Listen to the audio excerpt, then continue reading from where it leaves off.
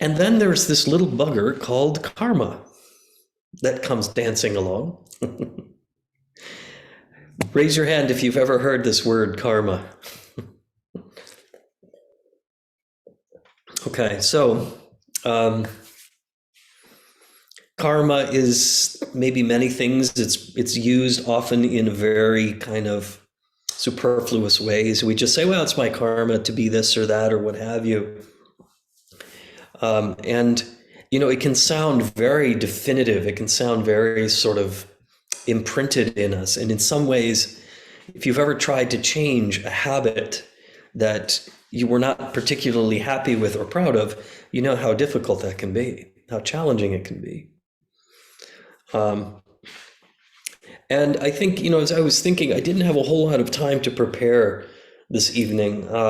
But one of the things that really stood out for me is the relationship between karma and neuroplasticity. So I haven't done a lot of reflecting on this, so it's kind of coming as I'm saying it. And I'm happy to hear your feedback. If you think I'm full of it, that's fine. Believe me, it won't be the first time. And yet, here's what's interesting. So the view of karma from the standpoint of Buddhism, as well as the yogic traditions and Vedanta Hinduism, is largely that it's not a moralistic kind of good bad, kind of dualistic framework in which we are judging others or ourselves. But really, karma, the term, simply means action. It just means action, plain and simple. And the implication here is that every action has a result. Yeah. So there is the term karma, which is simply action. There is another term, karmaphala, which is basically the reaction or the result of the action. And then there is another term called vipakka. Vipakka is the fruit. So it's not just cause and effect, but it's what happens after the effect arises. And so I find that this is kind of a helpful framework to think about who we are, what we do, what kinds of tendencies we act from. Sometimes they're largely out of our control. Yeah, we can often feel helpless to conditions, to situations, to internal anxieties, to fears, to sufferings. And then we end up acting from these places. So if you consider action has a result, cause and effect, largely karma is simply a framework of cause and effect. There is a catalyst and then there's an outcome, or there is an action and an outcome. But here we're really talking about the fruits of this term vipakka, this third in this cycle of sort of chain of events, if you will.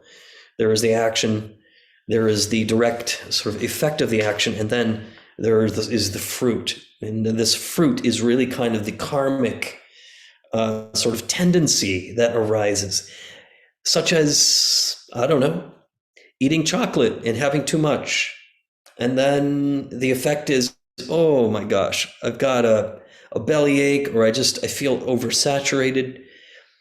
But then the next time, it's so much easier to have more chocolate. Yep, this is the vipakka, this is the fruit. And so it sets up this wheel of tendency that gets imprinted over and over again. So we may look at our tendencies, at our actions. In Buddhism, we have these three, what are called three vajras, body, speech, and mind, that are very much at the heart of our tendencies that are based in conduct and action, as well as the fruits. Body is that source of action. It is that which does the acting, right? Then there is speech. What we say has an impact, and the kind of truth, the kind of sort of conduct with speech really makes a difference, including valuing silence, sometimes not speaking at all. And then mind here, we're really talking about heart. We're really talking about what we might call the heart mind, or the consciousness of the heart. It's not just thinking mind, but it really is kind of the deeper sense of aspiration and intention. This is why when we begin with our practice, we recite the bodhicitta prayer. It's to set a good heart intention, no different than mind.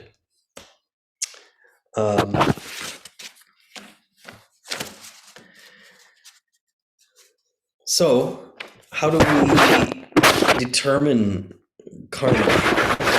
It can be tempting to say that my situation is a product of karma, that whatever happens to me is a product of karma. My car that has been at my dealer for 3 months getting a full engine replacement, and they can't get the parts in, that's my karma somehow, because it happened to me and a few other folks, and we all share that karma. Car karma, unhealthy car karma. But what I've found is that it's not so much what happens as much as it is what reveals the karma to me is more so how I react, how I respond to what happens. Because that's really where what is revealed are kind of the imprints, if you will, kind of the reactions, the way that I relate to life, because anybody's car could theoretically need an engine replacement, especially if you own a Kia or a Hyundai. So there we are.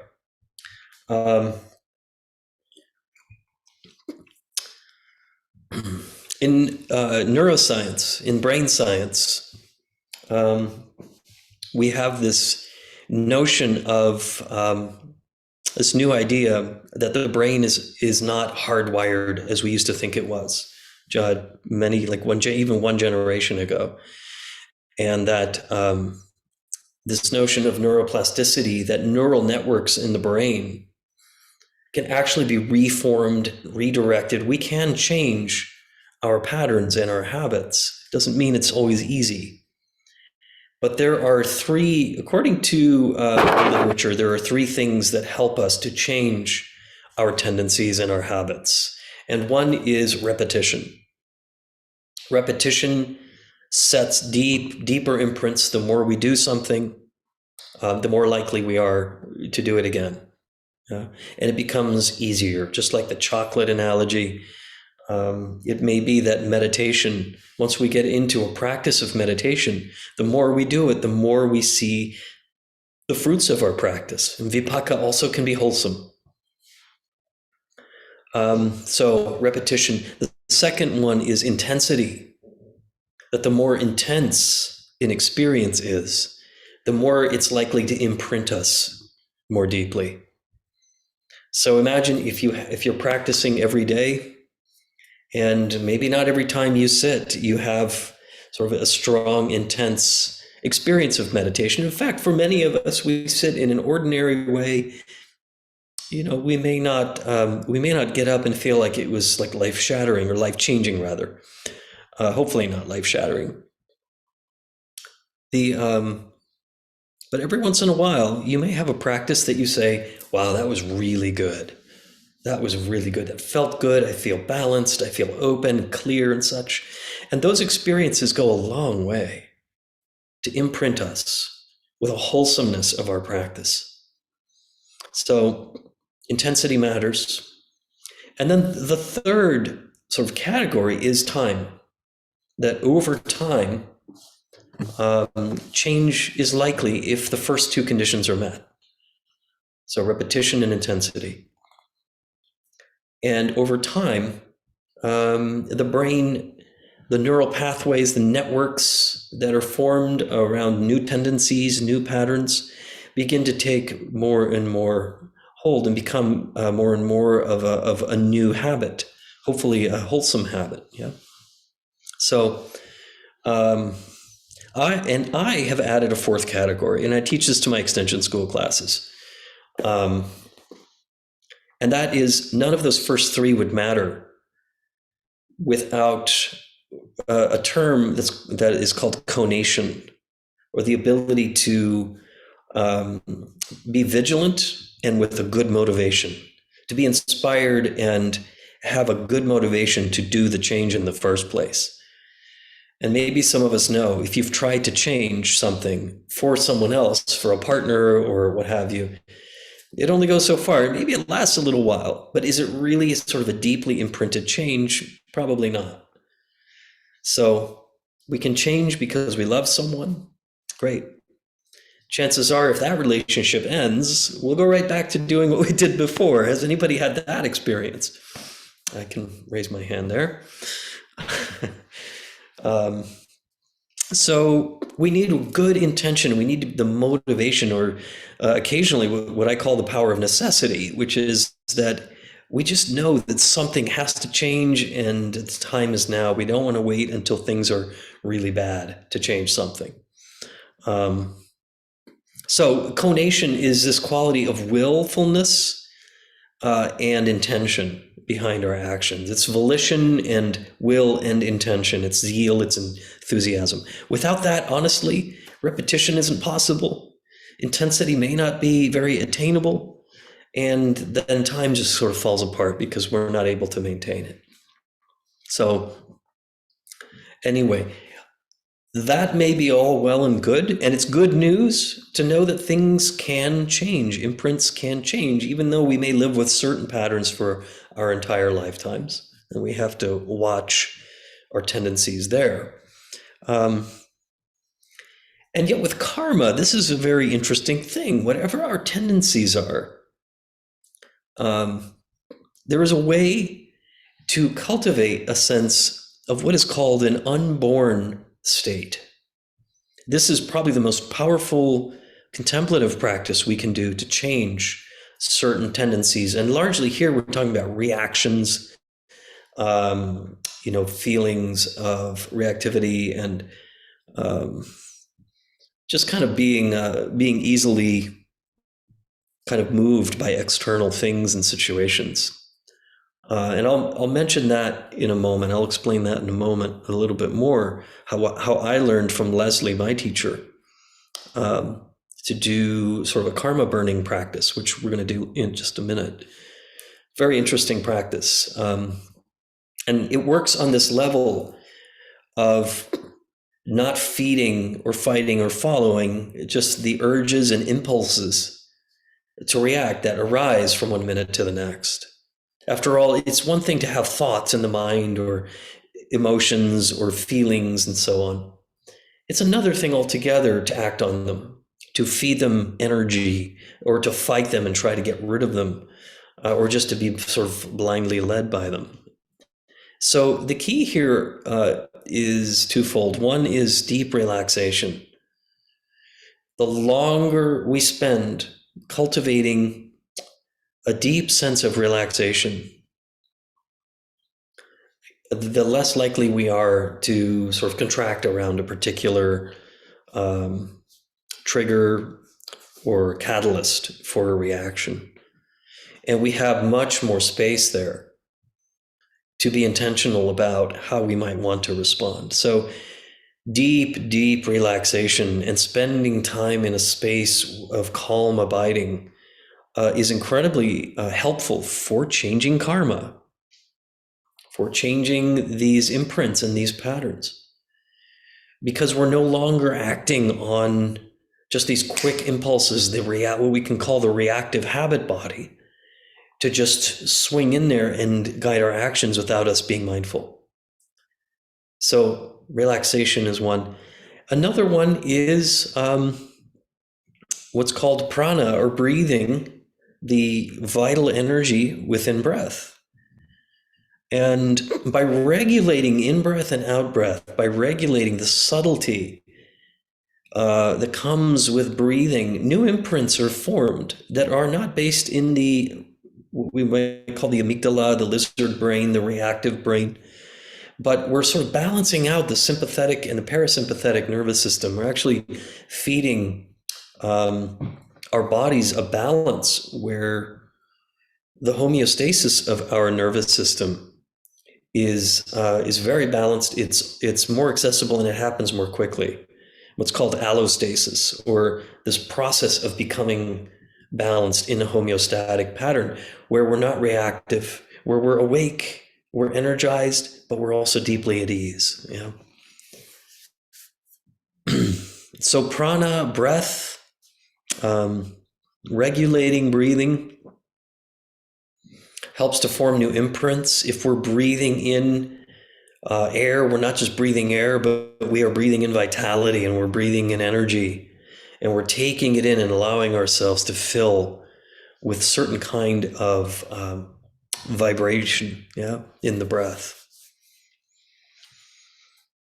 So just see if there's anything else here that I wanted to mention before we practice. Right. So part of this process is letting go as well. Just cultivating a process of letting go, of relinquishing, of releasing the contractions and the density that just bogs us down and feeds kind of our reactivity.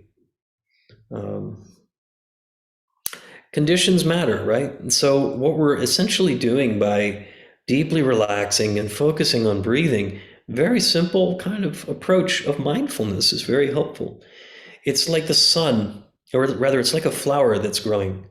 It needs rich soil and it needs sunlight. It needs a balance between the two. Otherwise, without sun or without water, you take away one of those causes and conditions and the flower dies.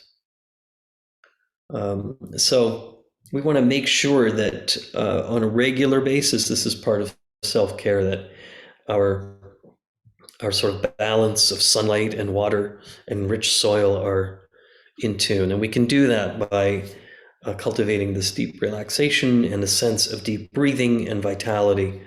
These three qualities, very helpful. So one of the things the Buddha taught about karma was, don't worry about karmas that are not of this lifetime.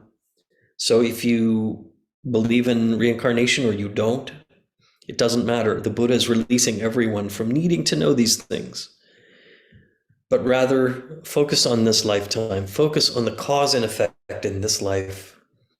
In Buddhism, there is this belief that we have inherited karmas from past lifetimes, and we are generating karmas for future lifetimes. And he said that the karmas of the past and the future are too many to count. Don't worry. Simply work with what you have in this lifetime. The other thing is that love, compassion, goes just a little bit of love and compassion goes so much further than a whole sort of history of unwholesome karma. There's a lot more power in heart cultivation than there is in what we may have done. The compassion and love, when it's sincere and genuine, is a huge game changer as well.